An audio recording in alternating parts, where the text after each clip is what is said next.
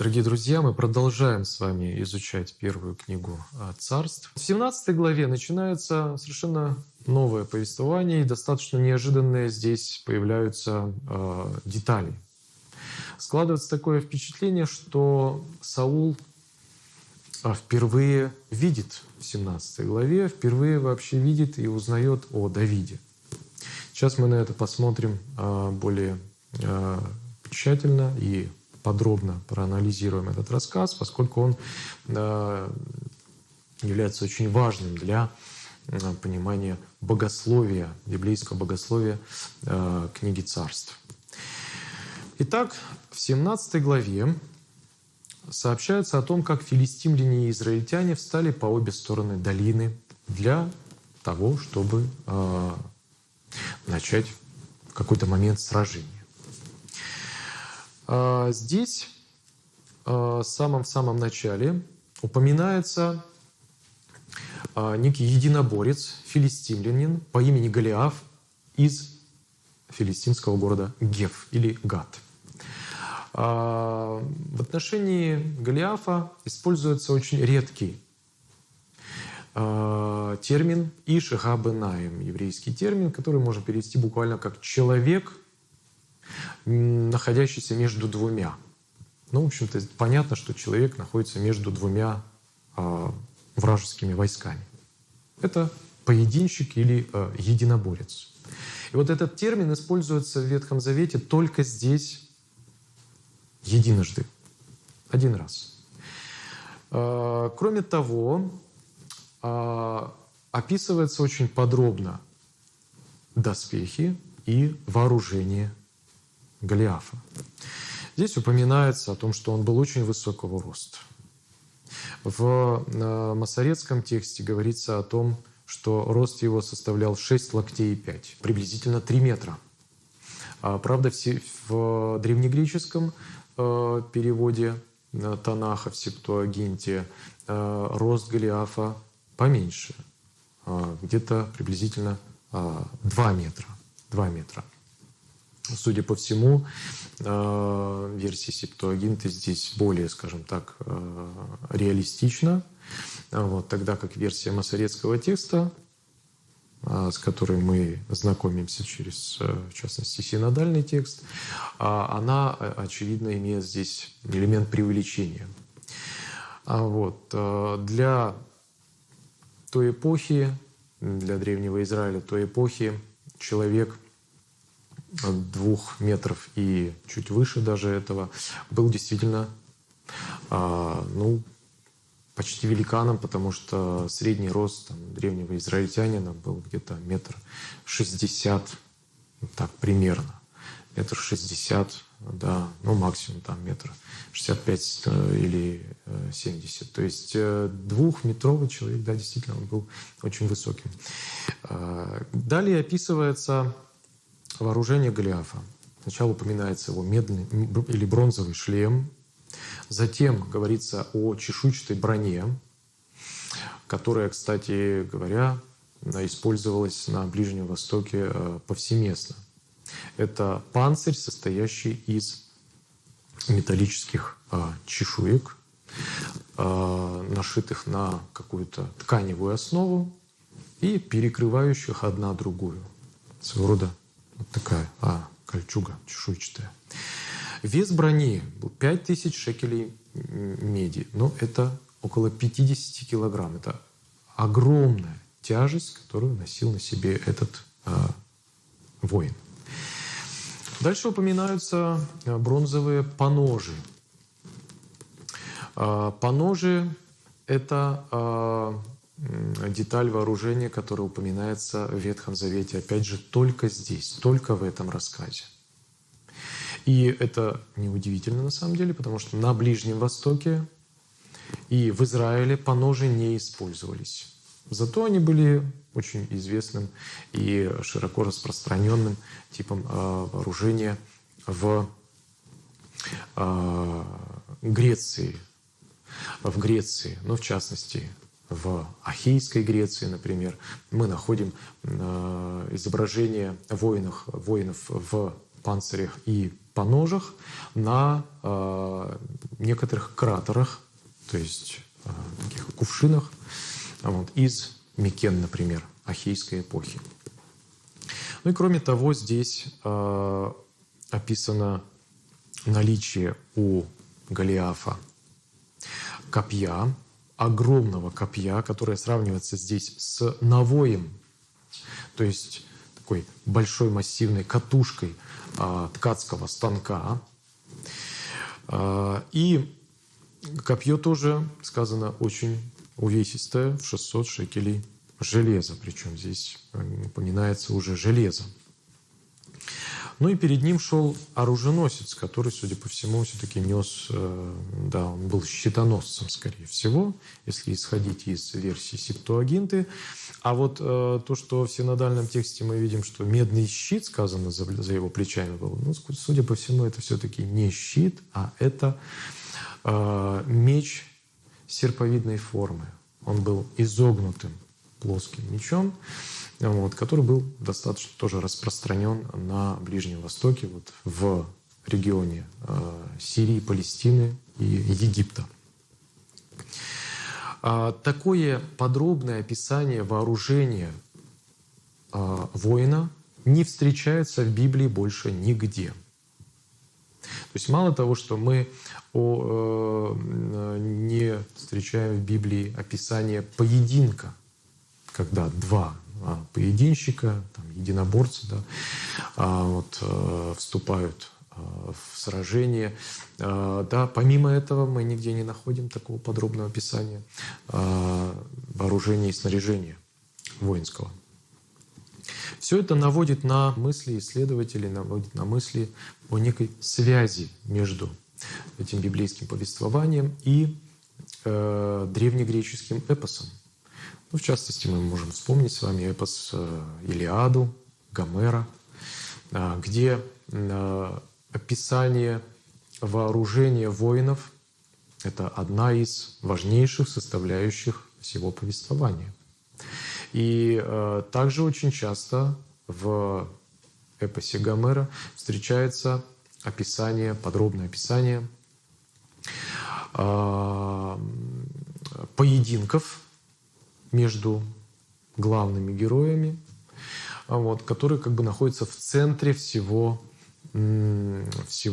сражения, да, двух войск. Можно хотя бы вспомнить поединок Ахиллеса и Гектора, да, который очень подробно описывается у Гомера. Таким образом, какая-то связь здесь действительно есть. И, скорее всего, священный автор использует эти мотивы по определенным, в том числе и богословским каким-то причинам, о которых мы скажем чуть-чуть, наверное, позднее. Значит, что здесь говорится дальше? Во-первых, Голиаф, выступая перед израильским войском, приглашает кого-то сразиться с ним, да, кого-то из поединщиков израильтян. И говорит о том, что если израильтянин меня убьет, то тогда мы будем вашими рабами. Если же я убью одного из ваших богатырей, то тогда вы будете нашими рабами. В общем-то, это опять же сродни тому, что мы находим в древнегреческом эпосе, потому что поединки нередко на самом деле являлись таким вот способом решения всего, в общем-то, сражения, всего военного конфликта между двумя враждующими сторонами. И, судя по всему, поединки в Восточное Средиземноморье, в Палестину, традиция военных поединков была принесена филистимлянами из греческого региона. Потому что на Ближнем Востоке поединки не были распространены. А филистимляне пришли сюда, как мы помним, вместе с прочими племенами народов моря где-то в конце 13-го, в 12-м столетии до Рождества Христова. Итак, когда израильтяне увидели этого огромного богатыря филистимского, то они все, сказано, очень испугались и ужаснулись. И вместе с ними испугался очень и царь Саул. Хотя как раз-таки царь-то и должен был показать свою воинскую доблесть, выйти и сразиться с филистимлянином. Потому что кому, как не ему, следовало это сделать, ведь он был выше от плеч своих, сказано, всего народа. Саул тоже испугался и не проявил себя вот в этом качестве, в качестве защитника народа Божия. Между тем рассказывается о том, как Давид, который теперь уже находился снова у своего отца и пас овец Иессея, был послан своим отцом на поле боя, поскольку трое старших братьев Давида участвовали вот в этом сражении. Давид идет туда и несет им определенные продукты, сушеные зерна, хлеб. Ну и в первую очередь, конечно, отец хотел справиться о здоровье своих сыновей. И вот интересно то, что сказано, как Давид встал рано утром и поручил овец своих сторожу. То есть он вот уже как бы теперь освобождается от этой обязанности пасти овец своего отца, он их поручает другому человеку. Дальше, когда он приходит на поле боя и слышит слова Голиафа, он, сказано, оставил свою ношу обозному сторожу, тоже другому человеку. Он как бы освобождается от всего того, что его связывает с домом, родительским домом, с домом его отца. Это очень интересный момент. Вот. И это важно в силу того, что, исходя из этого рассказа, из 17 главы, Давид еще не был, еще ни разу как бы не был при дворе царя Саула. Несмотря на то, что здесь есть фраза, что Давид возвратился от Саула, чтобы пасти овец отца своего в Вифлееме. Это 15 стих. Но, исходя все-таки из всего рассказа, мы можем сделать заключение о том, что Давид еще не был ни оруженосцем Саула, ни его музыкантом, и Саул вообще о нем еще пока ничего не знал. По-видимому, это отчасти противоречие можно решить несколькими способами. Кто-то считает, что здесь два предания были совмещены священным писателем, и одно из них древнее, другое более позднее. А вот опять же мы исходим из того, что версия Септуагинты короче почти в половину рассказа масоретского древнееврейского текста. Конечно, это имеет огромное значение. Да? Вот. Кто-то считает, что это противоречие лишь кажущееся, что здесь вообще никаких нет противоречий, но на самом деле это, конечно, не решение проблемы, а лишь попытка уйти от сложного вопроса. Потому что проблема налицо. Как так? В 16 главе Саул уже знал Давида, а в 17 он спрашивает Авенира, кто отец Давида, чей он сын, откуда он родом.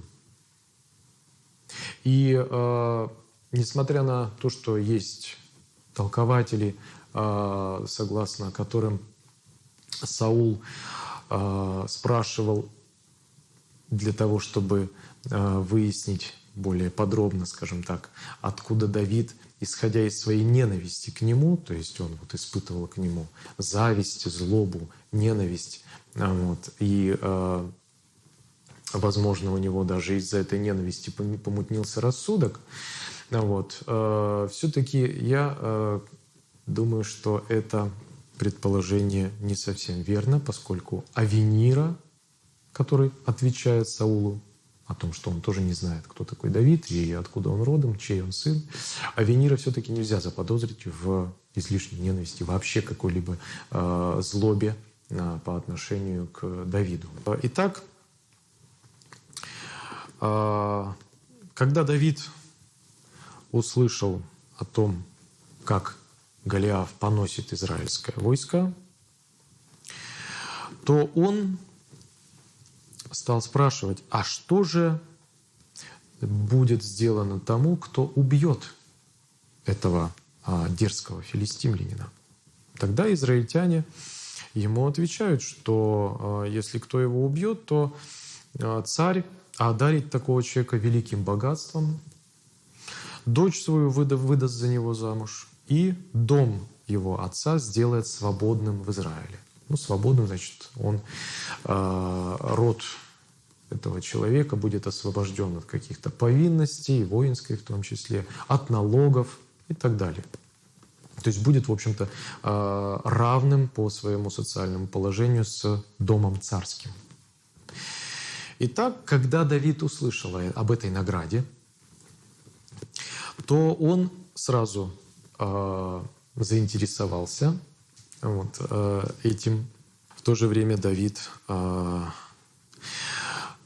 говорит, что кто этот необрезанный филистимлянин, что так поносит воинство Бога живого. То есть, с одной стороны, он интересуется наградой за убийство врага. С другой же стороны, вот этот какой-то земной его интерес, скажем так, компенсируется его ревностью по Богу. Потому что он в первую очередь, как бы здесь подчеркивается, он в первую очередь заботится о чести имени Господа Бога Израилева, воинство которого стоит здесь вот в лице израильского войска. Итак, Давид решил убить этого врага. Саулу доносят об этом. Саул приглашает его к себе. И сначала он не соглашается отпустить Давида, руководствуясь тем, что Давид неопытный воин, он вообще не воин, как бы он, видимо, не выглядел как воин, в отличие от до зубов вооруженного Голиафа, который, сказано, от юности своей занимался воинским ремеслом. В ответ на возражение Саула Давид рассказал ему о том, как он пас овец своего отца, и даже когда хищный зверь приходил и похищал овечку, Давид догонял этого зверя и вырывал у него из пасти овцу. И вот так же точно, как Бог, говорит Давид, спасал его от хищного зверя, также он спасет его и от руки этого филистимлянина. Поскольку Бог, сказано здесь устами Давида, это Бог живой, войско живого Бога. А поскольку Бог живой, то Он и присутствует с Давидом всегда, так же точно Он присутствовал с ним, когда тот пас овец, и присутствует с ним и сейчас, когда он собирается сразиться с врагом воинства Бога живого. Тогда Саул попробовал одеть в свои доспехи, или в свою какую-то воинскую одежду Давида. Возможно, он руководствовался какими-то своими личными мотивами. Может быть, он хотел, чтобы Давид вышел в его вооружении, и огромная масса воинов бы подумала, что это сам Саул. Это вопрос. Вопрос остается без ответа, но суть здесь в том, что Саул, по-видимому, придавал первостепенное значение воинскому вооружению, в отличие от Давида, который, одев одежду Саула, снял ее вскоре, поскольку он как бы не привык к такому обмундированию. И священный автор подчеркивает здесь беззащитность Давида по сравнению с Голиафом. И когда филистимлянин увидел идущего ему навстречу Давида, как бы безоружного, а в руке Давида была палка. Таким образом, видимо, Давид хотел отвлечь внимание Голиафа. Сам же в это время набрал в пастушью сумку 5 гладких камней для того, чтобы выпустить их потом из пращи. И филистимлянин стал угрожать Давиду. Он с презрением сказал: «Подойди ко мне поближе, я отдам твое тело на съедение птицам и зверям полевым». Как мы понимаем, для любого древнего человека остаться без погребения, а здесь именно это имелось в виду, остаться без погребения было величайшим наказанием, страшной участью. И Давид, в общем-то, отвечает Голиафу тем же. Но самое главное слова Давида, которые буквально нагружены богословским смыслом и содержанием, находятся в 45-46 стихах. Зачитаем их. «Давид отвечал филистимлянину: «Ты идешь против меня с мечом и копьем, а я иду против тебя во имя, или лучше сказать, с именем Господа воинств, Бога воинств израильских, которые ты поносил. И ныне предаст тебя Господь в руку мою, и я убью тебя, и сниму с тебя голову твою, и отдам труп твои, трупы войска филистимского птицам небесным, зверям земным, и узнает вся земля, что есть Бог в Израиле. И узнает весь этот сон, что не мечом и копьем спасает Господь, ибо это война Господа». Вот здесь содержится самое главное богословское утверждение, которое священный автор вкладывает в уста Давида, о том, что победа — это дар Господа. И внешне беззащитный и безоружный Давид одерживает вскоре победу над Голиафом. И, конечно, в такой ситуации это было сделано только с Божьей помощью. По-другому объяснить это, в общем-то, нельзя. Конечно, можно сказать, что Давид хорошо владел пращой как видом оружия. Да? И на Ближнем Востоке действительно были даже отряды в армиях, отряды пращников. Но все же в сравнении с Голиафом, до зубов вооруженным, с огромным щитом и полностью закрытым своими доспехами и так далее, безоружный практически Давид, идя и выпустив в него камень, убил его, поразив его в лоб этим камнем. Когда Давид подбежал к Голиафу, то он схватил меч самого филистимлянина, поскольку у него не было меча, и отсек ему голову, как и обещал выше. Но, исходя из слов Давида, смысл этой победы заключается в том, что вся земля, то есть весь мир, узнает, что есть Бог в Израиле. То есть смысл этой победы, можно даже сказать, носит миссионерский характер. Это очень важно, конечно, с богословской точки зрения, смысл этого рассказа. И стоит вернуться теперь в начало рассказа, когда я говорил о том, что священный автор, вероятно, использовал некоторые мотивы древнегреческого эпоса. Для Гомера первостепенное значение в описании поединков или в описании сражений как раз-таки имеет вооружение и физическая внешняя сила богатыря, героя. Можно вспомнить описание Ахилла, который обладал огромным ростом, крепким телосложением, и у него было какое-то особое оружие, у него было копье, которое мог поднять только он сам. Кстати, эта деталь тоже напоминает нам о копье Голиафа, которое тоже было необычайно, видимо, тяжелым. И таким образом священный автор полемизирует с выраженным у Гомера общеязыческим представлением о первостепенной важности оружия, вооружения воина.